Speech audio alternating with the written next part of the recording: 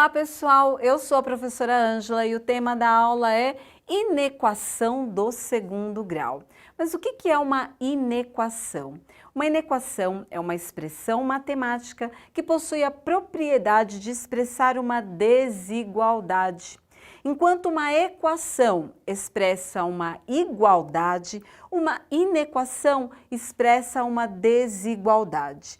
E quais são os sinais que nós podemos utilizar para expressar esta desigualdade? Então, no caso aqui nós temos x ao quadrado menos 3x mais 4 maior do que zero. Mas como que eu posso lembrar que este símbolo aqui é maior do que zero? Você pode fazer isso daqui, olha, passar um tracinho. Ao passar esse tracinho, este sinal vai lembrar o quê? Um 7. Vamos fazer a comparação com essa daqui. Menos 2x ao quadrado mais x mais 1 menor do que zero. Para você lembrar aqui do sinal menor, o que você pode fazer? Olha, passa um tracinho. Que número que eu vou ter aqui? O 4. Lembra um 4. O 4 é menor que o 7, que é maior. Fica a dica para vocês usarem aí. Além do sinal maior e menor, nós também temos o seguinte, olha, x ao quadrado mais 5x mais 10 maior ou igual a. E também x ao quadrado menos 5x mais 6 menor ou igual a zero. Então, quais são os sinais de desigualdade aqui? Maior que, menor que, maior ou igual a, menor ou igual a. E para nós resolvermos uma inequação do segundo grau, nós podemos utilizar a fórmula resolutiva de Bhaskara. Então, vamos aqui observar esta situação. E ao observar esta situação, nós vamos fazendo o estudo do sinal. Como assim o estudo do sinal? Porque uma inequação do segundo grau, nós vamos trabalhar a fórmula resolutiva de Bhaskara. E aí nós vamos encontrar valor de x1 e x2 ou x' e x2'. Para isso, nós vamos ter uma representação gráfica. E essa representação gráfica vai gerar uma parábola. Essa parábola pode ter a concavidade voltada para cima ou a concavidade voltada para baixo. E quando podemos perceber que esta parábola ela é voltada para cima ou voltada para baixo? Ao observar o A. Quando o A for um número maior do que zero, e quem é o A? O A é o número que acompanha o x ao quadrado. Quando ele for maior do que zero, nós temos uma concavidade da parábola voltada para cima. Quando esse A, que é o número que acompanha o x ao quadrado, for menor do que zero, nós temos então a concavidade da parábola voltada para baixo. E quando nós falamos sobre o estudo do sinal, o que nós podemos observar? Quando eu tenho a parábola voltada para cima, eu vou ter três situações. Delta maior do que zero. Quando delta for maior do que zero, o que nós temos? Nós temos esta parábola intersectando dois pontos no eixo x. Então, todos os pontos que estiverem à esquerda aqui deste ponto de intersecção e à direita deste ponto de intersecção serão pontos positivos. E aqui, entre eles, negativo. O que nós podemos fazer? A comparação. Abaixo do eixo x, negativo. Acima, positivo. Na segunda situação, nós temos delta igual a zero. Quando eu tenho delta igual a zero, a nossa parábola, ela toca o eixo do x em apenas um lugar. Então, o que nós vamos ter aqui? Olha, à esquerda, pontos positivos, à direita, pontos positivos. Ou ainda fazendo a comparação com o eixo x, acima do eixo x, pontos positivos. Aqui nós vamos ter delta menor do que zero.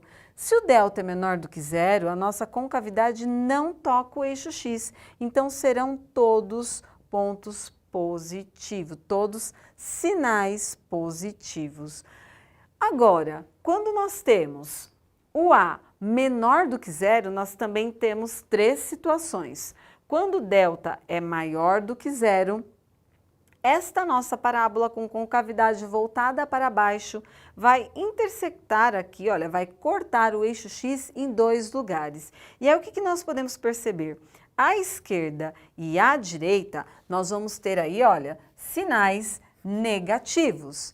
E acima do eixo X, sinais positivos. Quando delta for igual a zero, o que vai acontecer? Esta parábola que está voltada para baixo, com concavidade voltada para baixo, vai tocar o eixo X em um único lugar.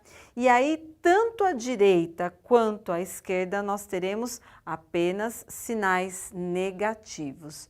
E neste outro aqui, onde eu tenho delta menor do que zero, percebam que o delta menor do que zero, a concavidade não toca o eixo X. E aí eu terei todos sinais negativos. E como que nós podemos observar em uma situação de resolução?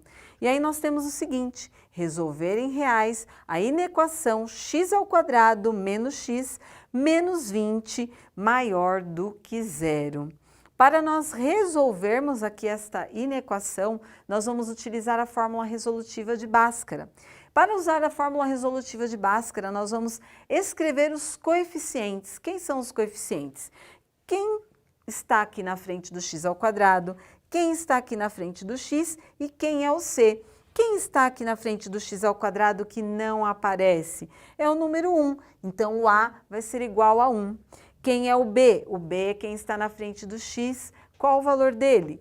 Menos 1. E quem é o c? O c é o termo independente, que está sozinho, não tem letra, ou seja, não tem nenhuma variável, nenhuma incógnita. Então, ele é menos 20. A primeira observação, antes de começar a resolução, é sobre o a. Esse a aqui, olha, é 1. Se ele é 1, ele é maior do que zero. Se ele é maior do que zero, nós já temos que a nossa concavidade é voltada para cima. Agora vamos para a resolução. Após verificar o a, primeiro passo, verificamos o a. Segundo passo, calcular o discriminante, que é o delta. Para calcular este discriminante, nós vamos usar a seguinte fórmula: delta é igual a b² menos 4 vezes a vezes c. Substituindo, delta vai ser igual a b². Quem é o b? Menos 1. Menos 1 ao quadrado. Menos 4 vezes a vezes c. Ó, menos 4 da fórmula permanece, o 4 da fórmula permanece, vezes o a. Quem é o a? 1. Substitui aqui, vezes o c. Quem é o c?